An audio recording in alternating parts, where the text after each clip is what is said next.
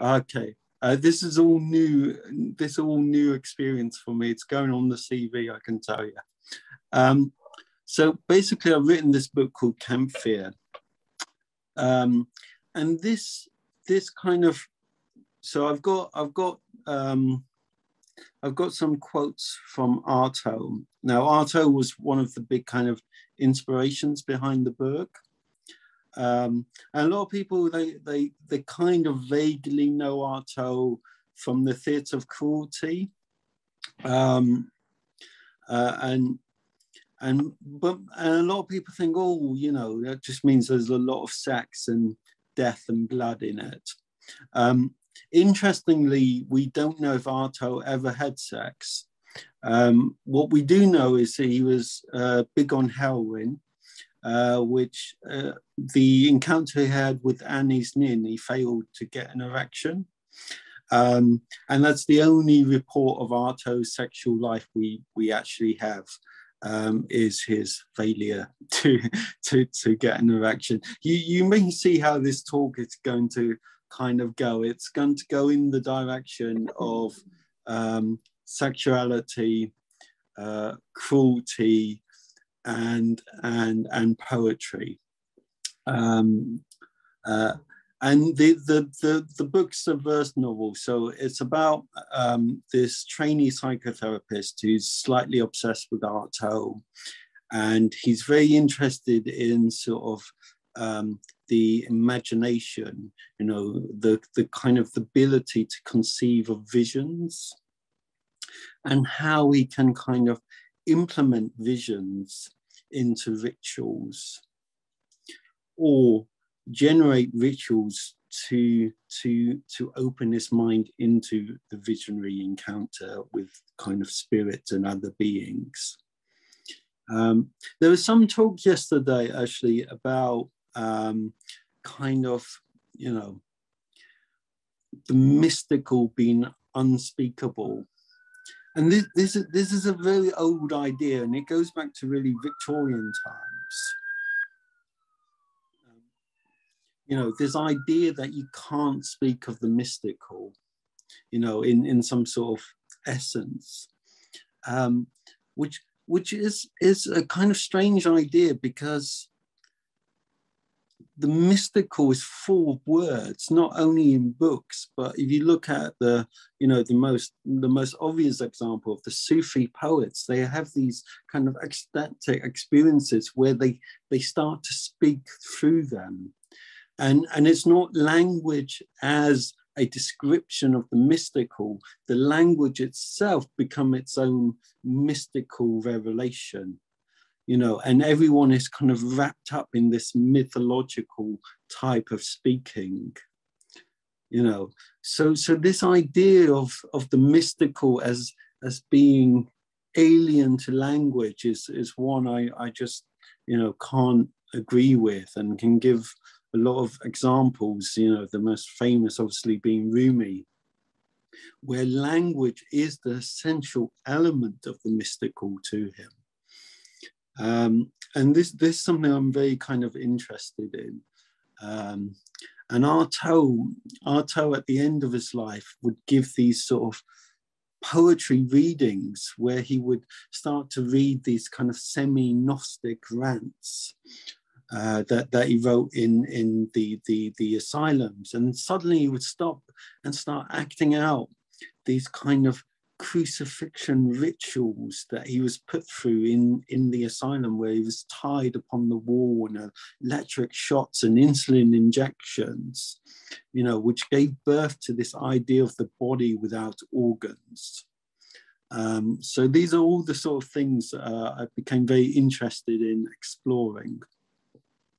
So I'm just going to read the text now. So the first one is by Clayton, who's one of his translators, and then the rest of this bit is just from Artaud himself, and they're all from different stages of his work. So some are from his early work, some are from the middle, and the last one is from his very last work. So Clayton says this about Artaud. In Arto's case, the shamanic elements are particularly striking. His vision quests to northern Mexico and southern Ireland, use of a magical dagger and cane, loss of identity, possession by doubles, appearing to die during electric shock, glossolalia, spitting, the projection of magical daughters from his own body, and his imaginative resurrection in the Rhodes Asylum have more to do with shamanism than the lives of the 19th and 20th century men of letters. There is in poetry an essential contradiction. Poetry is pulverized multiplicity and it produces flames, and poetry which restores order first revives disorder, disorder with semblances ablaze. It causes appearances to one singular point, fire, gesture, blood, cry. Life consists of burning up questions. We must get rid of the mind just as we must get rid of literature. I say the mind and life interconnect on all levels. The one who crucified himself in himself and for himself never came back to himself. When you have made him a body without organs, then you have delivered him from all his automatic reactions and restored him to his true freedom. So that's a kind of introduction to the kind of Arto's mysticism, which is a mysticism post the death of God. I mean, there's quite a few mystics kind of and theologians. There's the school of the death of God theologians in the US. And they're all too concerned with the actual death of God. But Arto isn't interested in the actual death of God. He's interested in what happens after the death of God.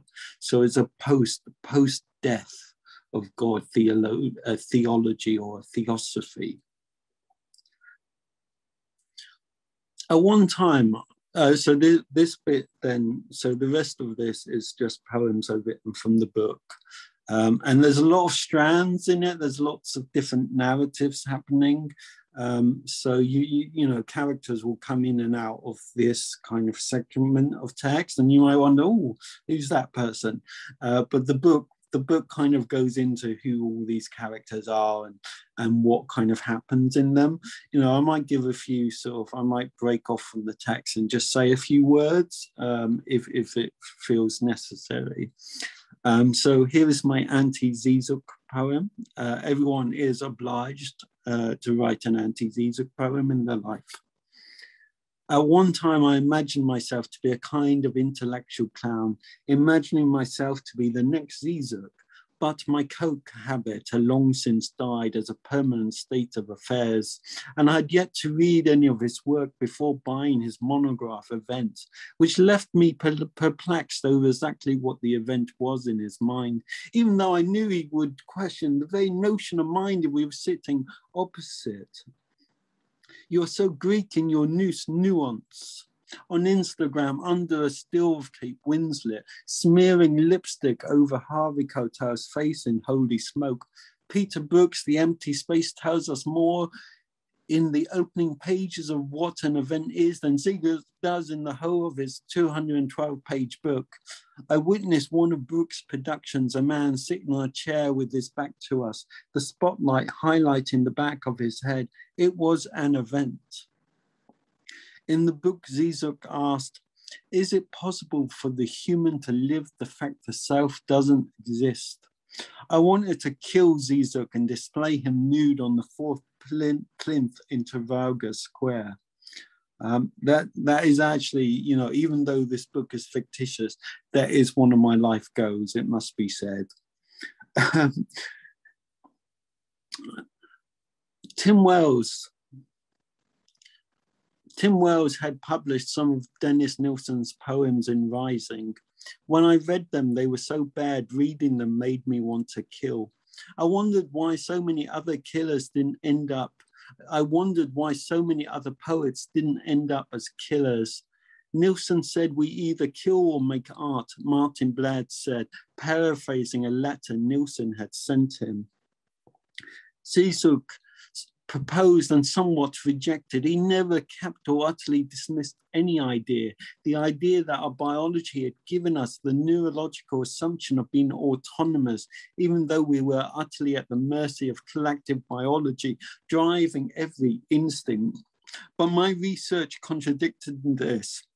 My dissertation notes were on that one unique, overwhelming instinct which takes over the whole personality, perverting the course of the flesh into a singular pathological act derived from the death drive that no one else in the family understands. It horrifies, in fact, perverts them.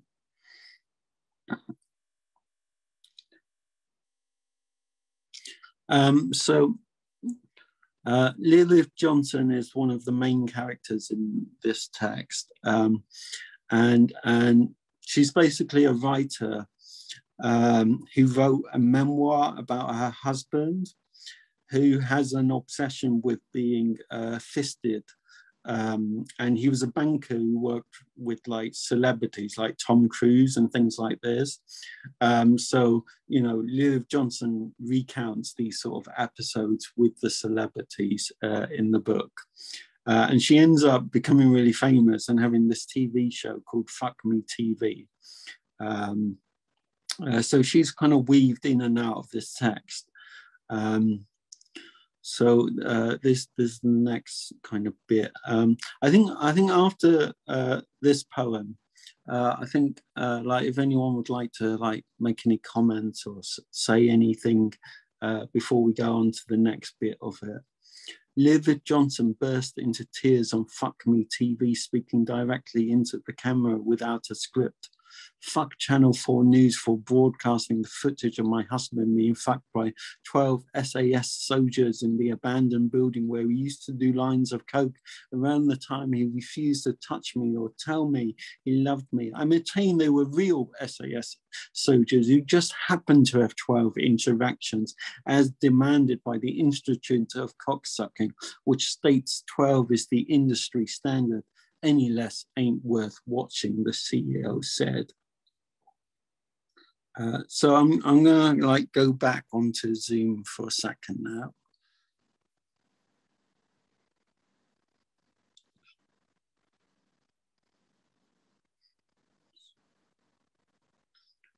So if anyone would like to like ask anything or say anything or ask about Artel or you know that sort of thing. There's a lot of material. I think I've just thrown a lot of material at you guys. Chiron has put up his hand. Yeah. Thank you very much. It was impressive how maybe the main introduction into some cultural phenomenon maybe ruined the culture itself because of the essence it was combined from.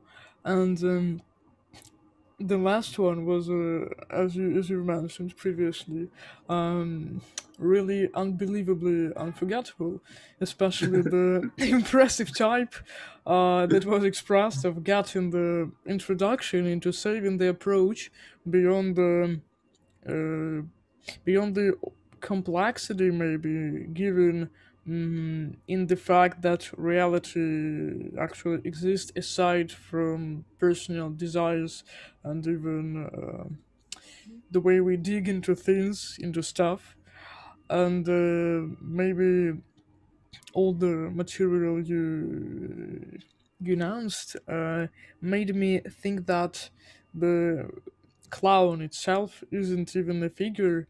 It's the way we combine something that is seen or required even to see as personalized.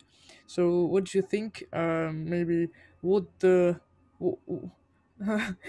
first way to announce the question, what the fuck is happening, to be too rude and too precise, and the second way to be less concrete but more maybe official is what can we say about the tendencies of how the personalized ways of expression can evolve. Maybe this sort of way. I hope I was pretty clear in some ways. I think so the figure of the clown. I spent 2 years of my life training as a clown, which was kind of an accident, really. Um, I met the tutor on this kind of, I don't know, he was doing some sort of 2-hour workshop or something. I was like so impressed with the workshop. He wasn't on clowning, it was on kind of creativity or something. I said, oh, I'd love to train more with you. How can I do this? And he went, oh, I do a 2-year clown course. Just, sign up and come along. And then I was kind of propelled into this clown world.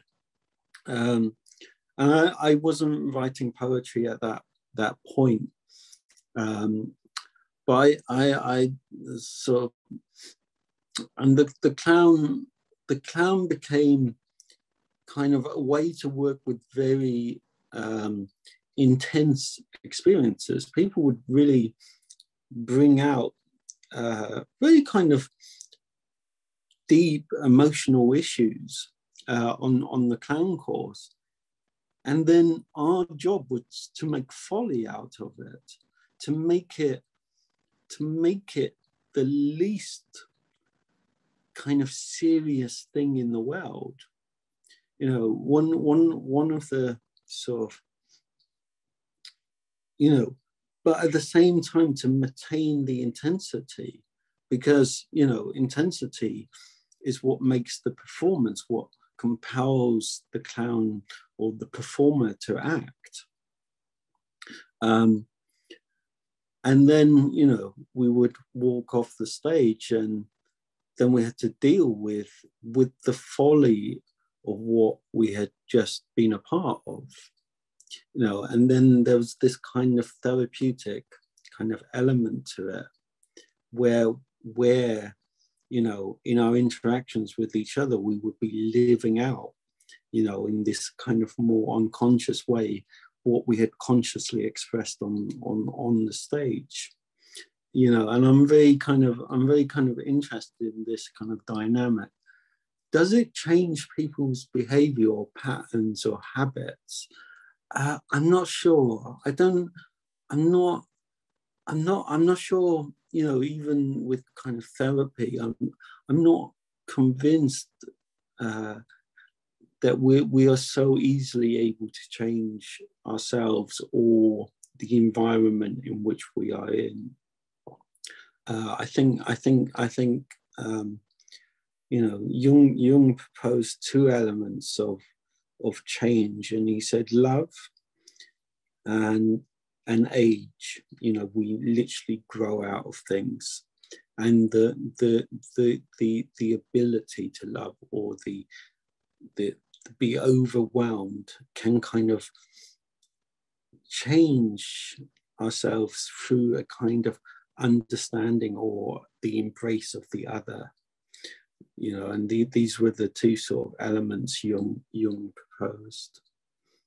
I hope in some way that responds to your comments. Thank you so much.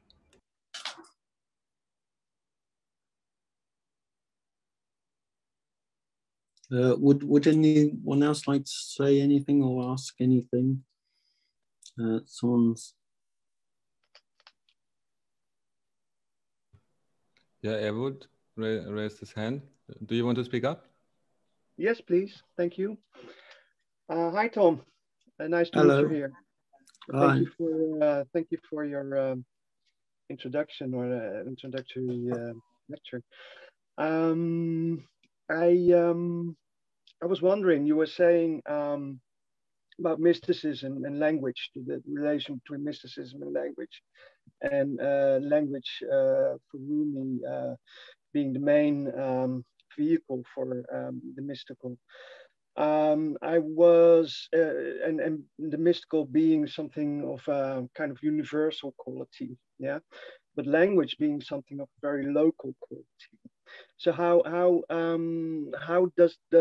do those two things relate in your view, and how does translation come into this? Or does maybe Clayton say something about this in his translations of Artaud? Well, Clayton, there's quite a lot of interviews with him and seminars on YouTube, actually, where he discusses quite in depth his process of translation, and they're really worth watching. Basically, the guy's just a genius, and in terms of translation, you know, I don't translate myself, so I think you know, I'd refer you to him and Jonas. His second name, but I'll send you a message. Jonas has written a book on translation, and he's an editor at Action Books, which translates a lot of work from kind of from Korea and places in Europe and things like that. And he's written a whole book on translation as well, which is a really fascinating book. And he too is just both an amazing poet himself and an incredible translator. In terms of the mystical, I would personally reject any sort of idea of universality. I think it's more interesting to look at kind of individuals and their influences and their sort of the context for their work. I don't know, it's just not convincing to me to sort of say, oh, Rumi had this experience, and I don't know, Aleister Crowley had this experience, and they both wrote these sort of ecstatic works, so they must somehow coincide. Is that true? I don't know. There's certainly, you can certainly find resonance between their writings, but I think it's more interesting to be Pacific, to look at the very Pacific nature of their writings, and then to see in the details whether there are these kind of genuine crossovers. And I, you know, people go, oh, quantum physics, mysticism, they're the same thing. No, they're not. They're completely different. It's like completely different universes, you know. But some of the qualities of the way they speak to things cross over, you know. And for me as a poet, that's interesting to then, I can start looking at resonances. But to try to make out in any sort of concrete level that there's this kind of crossover, that one thing is the same thing as another, it just, I don't know, I just don't go with it. I do, you know.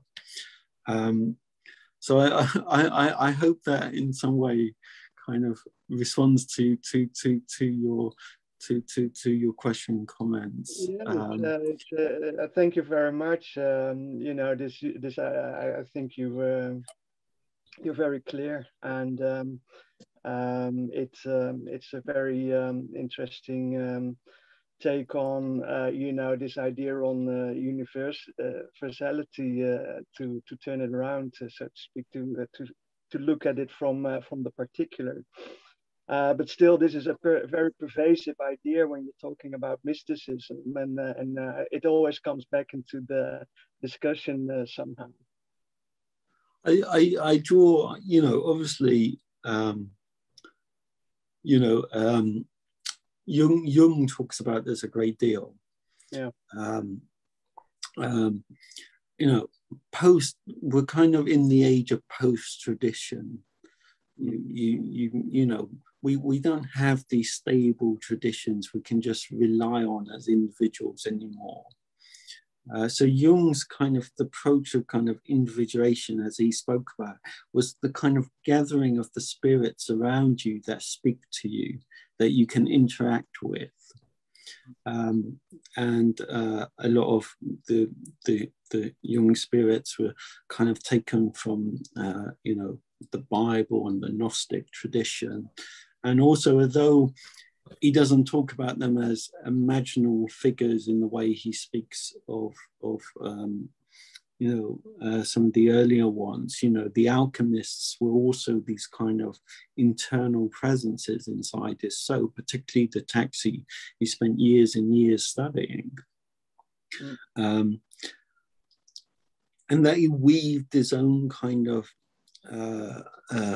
he would call it psychoanalysis, but it's far closer to kind of theosophy than it is to a kind of psychoanalysis in the Freudian or Kleinian sense. I think this is a kind of the task, really, at least the task for me as a poet. I'm joining together the thinking of Artaud and Jung, but I'm not I'm just going to say I'm not being particularly faithful to either, because I'm weaving my own sort of experiences and narratives and ideas through them. But what they do provide is a kind of language in which I can start to speak. And I think that's interesting. And I know, obviously, academia has its own kind of criteria, and maybe one can't be so free with how one weaves that narrative. But I think it's something that happens and something that needs to happen to find those spirits, which forms the language in which one can begin to speak of the intense and maybe somewhat pathological, if not mystical, experiences. Yeah. Can you say something more about that need, maybe, in maybe a wider context, not so much a personal context, because it's coming back in all the arts. It's in literature, and it's in visual art. This tendency of looking again at mystical experience, spiritualism, etc., etc. Do you have something to say about that? I think I'll sort of come back to that question, because some of the other pieces I want to read sort of, I think, speak to that sort of area. And then once I've read a few more, we'll sort of start chatting again, I think. Right. That's good for you guys. Thanks. So I'm gonna go back to the share screen thing, if I can work out how to do this. There is a question in the chat from Lydia. Do you want to answer now or after your reading? Oh, let's do after. I will come back to you, Lydia. No worries. Okay. All right. So Ben Locke is this Gnostic character who he does this preaching, and it gets filmed and it goes viral. Is kind of like and he just gets all of the newspapers and everyone's kind of obsessed with it. So I'll just read this out now. The words of Ben Locke. Biblically, God is rage, always angry at the absurdity of humankind, which is absurd in itself. That God cannot be the true God who gave birth to wisdom. My therapist's eyes lacked the intensity I usually saw imagined in them. She said, "Don't you think you express rage enough?" Silence. Experiencing rage will make you feel other things more deeply, like love. Work ethic is perversion, Ronald said. Ronald is the psychotherapy tutor. Work ethic is perversion, Ronald said.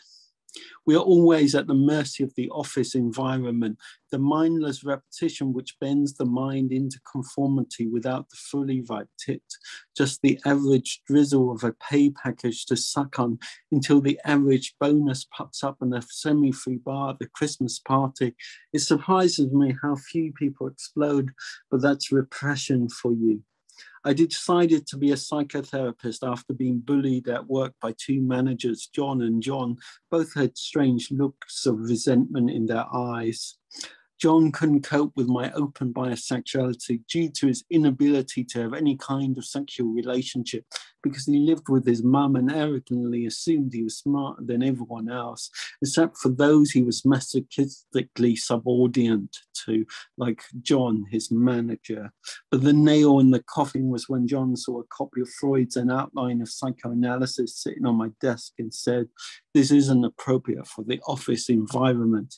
In the kitchen, he said, "It will lead you down a dangerous path looking too deeply into the family." John used to open the door to his office, stepping outside, speaking to his secretary about how he saw his son making the same mistakes he had made, and how his daughter, the brighter one, was wasting her potential reading Zizek and those batshit communists. The next thing I know, I was in a disciplinary meeting for keeping pornographic material on work premises when the Filio Society's illustrated edition of the 3 essays on the theory of sexuality dropped out of my bag, which fell open on the most perverse page. John and John murmured as I laughed as they noted down my lack of seriousness and lack of respect in their green notepads I ordered for them before I knew what they were for. In Charlie's Bum Cake. So Charlie's Bum Cake is the book that propelled her to fame. Lilith Johnson wrote, "He needed to believe like Jesus, to see the true face of the devil, me in the desert. I tied him to the bed and cut my name, Lilith, into his chest with the word owner above it. To be honest, I didn't do the cutting well. So it seemed like a random bunch of scars when it finally healed. We decided a tattooist must have to do it next time, but I like the scars. It reminds me of my own chaos and his own failure to be my husband when I needed him to be." My client said to me, "I found it was possible to make my hand into a face-like shape, so I covered it in paint and imprinted it onto paper.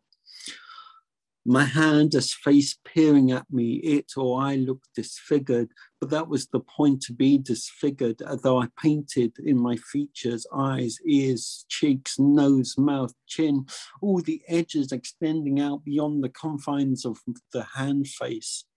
I cut out the image with a pair of scissors before cutting out each segment, rearranged them in every combination, but nothing made me not hate. The hating myself externalized in the image before me, but something somehow happened between all the different configurations. I was a child again." In Charlie's Bum Cake, Lilith Johnson wrote, "To be human means to see the absurdity of the most intense moments. I wanted to film the moment Michael Hutchins performed his erotic ritualized suicide. I feel sad that he's gone. So rare to find a kindred spirit soul. I would give anything to be fucked by him, especially if he was a zombie, eating my brain straight out of my skull with his cock inside me." So yeah, I'm gonna pause again. So what do? I go out of this, press that, stop, yeah. I'm back, yes. So Lydia had a comment in the questions. So let's begin there. Where's chat? Sure. Maybe Lydia, you want to come and state your question, or should we read it?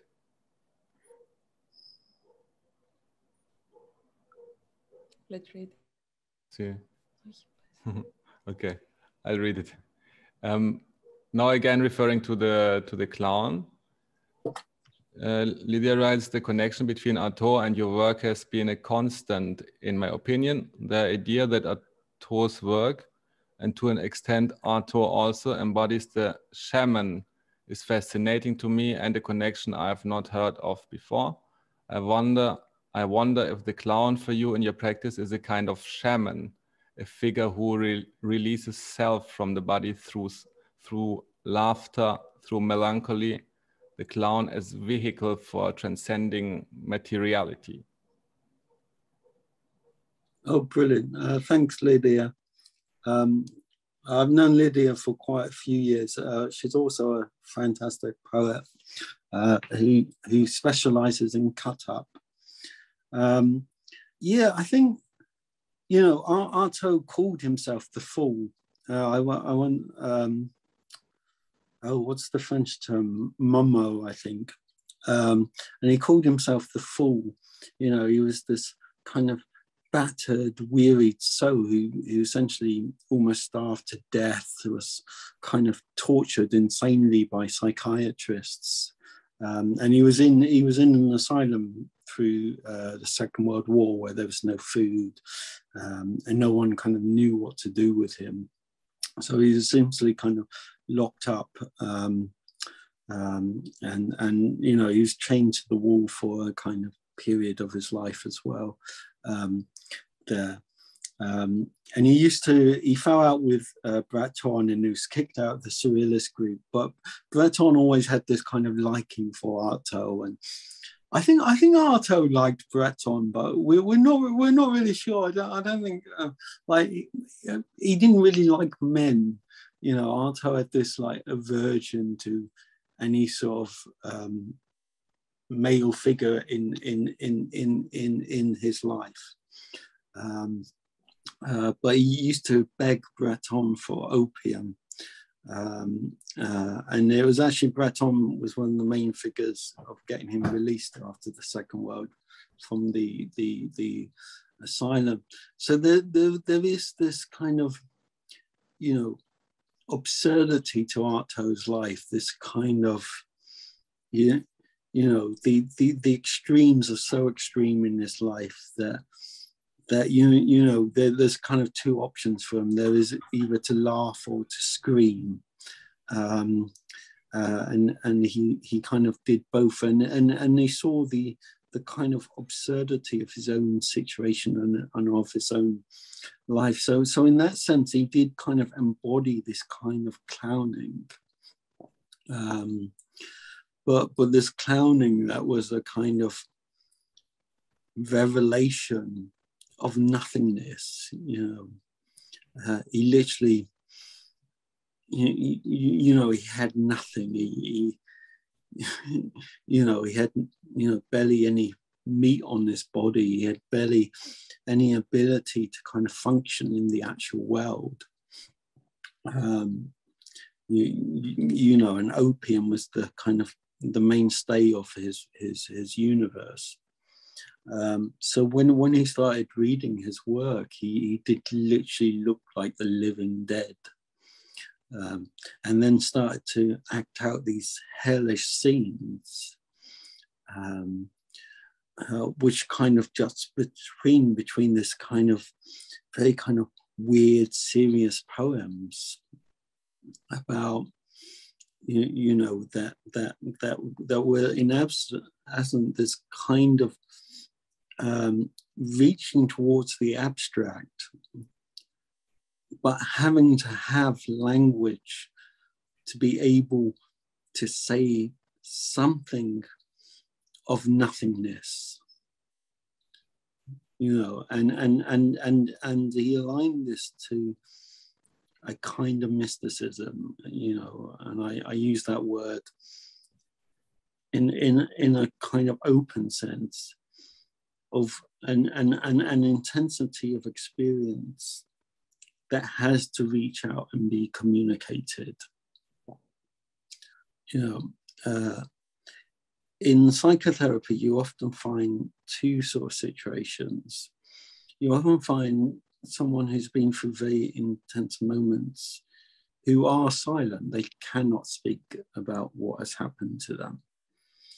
Or, you know, you get the other situation where a person cannot stop speaking about these sort of experience. But in both cases, there's a kind of absence of experience. There's this kind of coldness to it. And so the work, the kind of therapeutic work, is beginning to speak through the experience. And at first there's just these little fragments of the experience. And they're highly ritualized, so there'll be things that happen. People will play with their hands, they'll play with their knees, they might touch the arms of the chair. You know, the body has to speak these words. It's not enough just for the mind to enter into the mouth and to say something. You know, the whole of one's being needs to speak. And that is the kind of mysticism I'm interested in, you know. And obviously there's a lot of, you know, you can point out 100 mystics that defy everything I've just said. And there's a small group of mystics you can kind of point to and say they're working in this kind of way, you know. And some of them are even refuted. I mean, is Artaud a mystic? I'll leave that to the scholars to debate. Is Arthur Rimbaud a mystic? To me, he is, but you know, others too would debate that. And this is, and where I would bring the clown into this is the absurdity of the desire to speak. You know, why speak of these things? Why speak of anything? You know, why does your body feel this need to enrapture itself into language? You know, and also these things suddenly, when they reach the air, touch upon this kind of absurdity. You know, it becomes kind of hyper real. You know, and kind of so weird and kind of absurd that you know, when you perform in front of a group of people, there's only a small little group of people in that room that will begin to be able to relate and understand what's happening. But for everyone else, those words become a barrier. And that's very interesting as well. It's quite, Ibn Arabi used to speak to big crowds and to small crowds. And you know, his most intense work was only for those small group of people who were kind of immersed in his kind of mythological way of thinking. I hope in some, that was a bit of a rant, but I hope in some way it responds to something of what you said, Lydia. Would anyone else like to say anything? So are you, I like the last thing you said, that this is just one modality of expressing this. And so some mystics may sit and ponder some text in a very quiet space and have their mystical experience that way. And you have yours that way. And I have mine in between and in like the words of highly refined, like old-fashioned literary ways of using language. But I'm very in touch with my rage. Always ready to spill as we all must world. be, yeah. Because I grew up around this, your way being like the ideology, like the way that we have to experience, you know, that you aren't, and there is a sort of implication in it, in this sort of theorizing, like you aren't, you know, real if you don't have some kind of huge explosion. And it's kind of like what, and I don't know if you saw my thing, but the little girl who likes the haunted house, because I can sit and I can handle it, and I can radically, to me, more radically, like plumb and tear apart the world in my rage by actually worming my way in a very, very like sneaky way to the very ground of it, And everyone else said, oh, the only way is to go on this wild ride and turn you upside down. And so, yeah, I mean, I think we all are also, let's be honest, we're vying. We're not, it's very hard. I mean, and do we even want to, like you say, like, do we even want to pretend that we are so calmly, you know, all pluralistic, you do it your way, I'll do it my way. We're all very happy because we get a little bit caught up in what we're doing. I mean, hopefully. So to sit and sort of and then I think also in my, is that is also part of something that I rebel against, to the point where I could not speak, I could not theorize, I had to perform. The only way I could say my ideas was in a performance. And then of course I notice, and all these dichotomies between reflection. So you're sitting over here very calmly, very politely reflecting on these, you know, wild action. So to me, this is like, this is not healthy. Like, I psychoanalyze that. That seems to me a little schizophrenic. You have this sort of, you know, admiration of this wild, crazy way of acting, and then you stand to the side and very calmly describe it. So I'm a primitive being who can't quite either stand that because I just can't, or I mean, I can stand it. I'm not breaking the screen down or unplugging it like I want to. Like you say, you want to kill Zizek, I want to kill you. So you're definitely not the first. I do appreciate, I totally appreciate in many ways, obviously, like some of those Artaud quotes speak to my heart very much, but then I kind of flip it on its head, and my mind is always flipping the constructs all so much that I just really can't stand to hear any theory about anything. So that's my performance or actuality. But I think that things come out of what I'm saying that are worth thinking about. I'm not saying everybody should be this way, obviously not. It's my particular thing, but I think it does sort of, like, I'm kind of a gadfly, you know, who comes in. I think you know, I'm definitely not someone who's going to advocate a way of being or a kind of methodology, you know.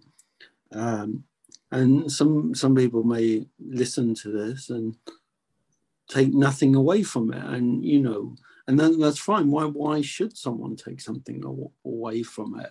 I mean, you know, I'm interested in you know, there being a multiplicity of discourses. I'm not you know, Lyotard, postmodernism, the kind of the collapse of the meta narrative. That to me is a moment to celebrate. That, you know, I want this fragmentation. I want this, you know, the chaos of narratives to kind of erupt. You know, Robert Owen Wilson has this phrase, the reality tunnel, you know, and he outlines, you know, all these kind of different kind of reality tunnels that different people embody, and he takes the practice from Aleister Crowley, where he says, oh, for 1 week adopt a reality tunnel.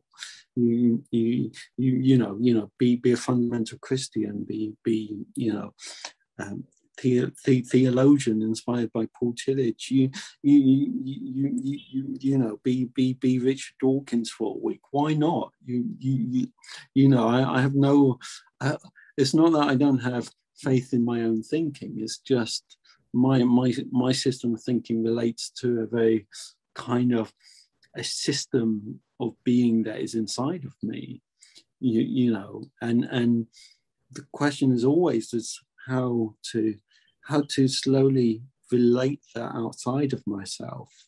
You know, because there's a desire to, you know, there's a desire for relation, and that too is very interesting.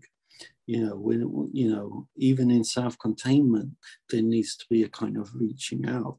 And I draw very much on psychotherapeutic thinking in this regard. I used to work for a psychotherapist called Patricia Clarkson, who wrote a book called The Therapeutic Relationship.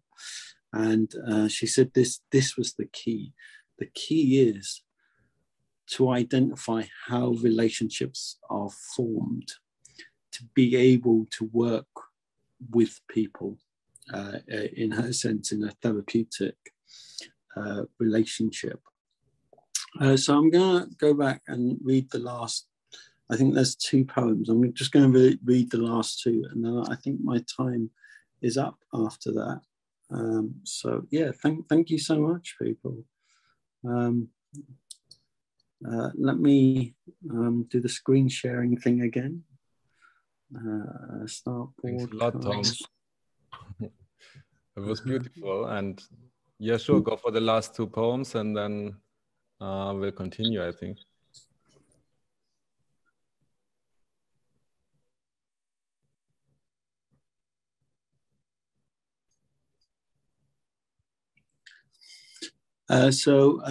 Yeah, a few has been missed out, but you know, whatever. It's more kind of important for us to chat and kind of understand each other's like points of view and that sort of thing. I believe there is another God, Benlock said. The one above the crucifixion who laughs over his body, the one who brings knowledge to see beyond death. Life is a virus full of memories, fantasies, the cruelty of being born, which kills God, or at least the memory of the fullness of being. The virus ravages eternity in every birth and every death. I wondered how many people masturbated watching Benlock, how many men, how many women, how many androgynous souls. If I had done so, the giant eye opening into lips with a tongue reaching out, speaking the word of God, spitting down the rain of wisdom onto us so we too glimpse what God sees. We must pray.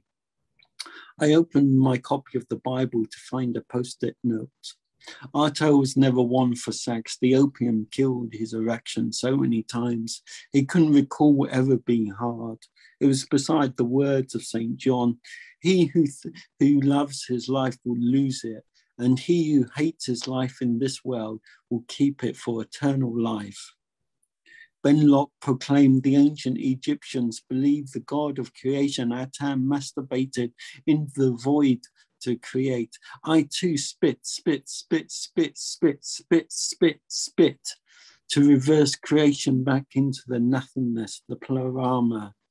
I remembered leaving my therapist's house, getting on the train, going inside the toilet, locking the door. I had to masturbate, no images, no fantasies, nothing, just the act. Was this exorcism? I said to myself. I stood in front of the mirror in a satin dress, rehearsing a semi-improvised monologue on Artaud. This is the theatre of cruelty, a virus breaking down the network of being, destroying, thinking, naming. I am no one. Artaud divided cruelty into the material and the spiritual. He hated physical pain, the concrete prison of the asylum, the electric shocks to his brain, the insulin injections, the sheet torture. But the ethereal mouth he loved, screaming inside his fucked up mind, emptying out all the weird geometries of history into nothingness, that gush of experience without skin, without organs, leaving only death incarnate. I peered with my mouth wide open at the image of me in the mirror, which now felt alien. His mouth wide open, looking at me. I had split in two. The image of me had split in two for us, staring or gazing at one another between my divided selves. I saw a giant ethereal mouth opening into a mouth full of eyeballs, eyes blurring into each other, the pupils enlarging, every other part dissolving, merging into a colossal ball of obsidian, containing something, maybe nothing. The craft knife was on the bedside table. I took hold, I cut into the pre-existing scar on my chest, indenting the horizontal line that was a few inches long. The blood seeped between skin and satin. I ripped off the dress, standing naked, utterly shaven, including my head. I screamed without being, crucified inside myself.